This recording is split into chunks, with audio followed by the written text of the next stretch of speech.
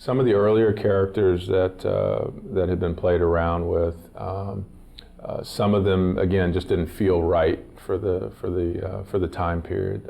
Some of them either felt overdressed or felt too fantasy. A lot of the concepts too got very detailed. There were lots of flowing things, and there was lots of hair, and there was lots of things that if we had to just model it, it probably would have been a little bit tougher to pull it off.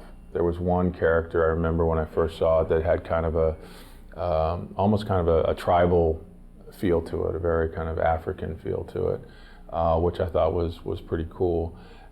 Didn't say Greek, but at the same time when I looked at that, I thought, that would be a pretty cool character to work with.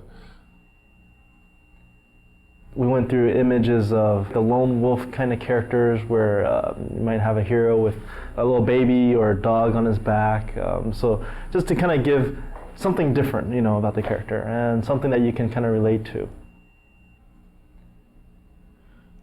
One of the original concepts behind the hero for God of War was to come up with a guy who was, his whole face was encased in a mask. And we thought that going with a mask would be, being able to paint his face in broader strokes so that when you were playing the game, he still had a lot of personality and you could still sort of read that when you saw the mask. But when we actually got it in the game, it ended up feeling very soulless and it didn't feel like the guy had a personality.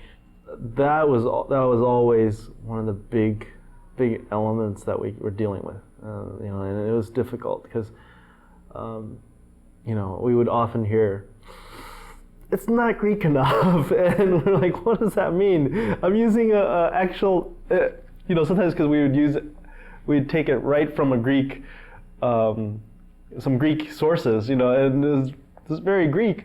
But I think what we really started seeing was, okay, no, it's not Greek enough according to what the general public knows, and that's kind of what we had to go towards.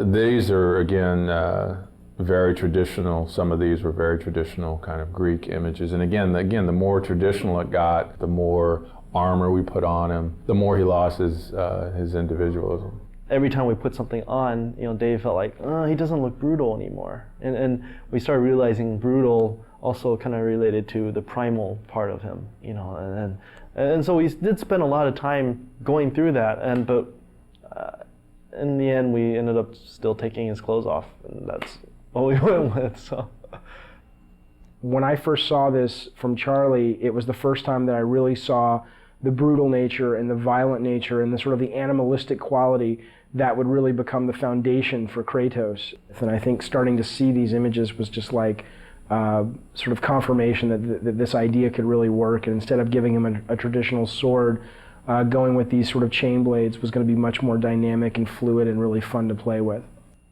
The main goal for the character in the game was always to create someone that looked really brutal and really nasty and really violent. Instead of sort of going down the traditional route of a iconic Greek hero with the plume helmet and the skirt and the toga and the sandals, we wanted someone who really made the player feel like he was being able to unleash his dark side. So the idea was always, how can we make him look more brutal? How can we make him look more violent and impulsive and nasty? And that desire always superseded sort of historical accuracy. So while you look at this guy and he may not totally feel at home in ancient Greece from a costume standpoint, I think he achieves the greater purpose, which is to give players a character that they can play who really does let them just go nuts and unleash the nasty fantasies they have in their head.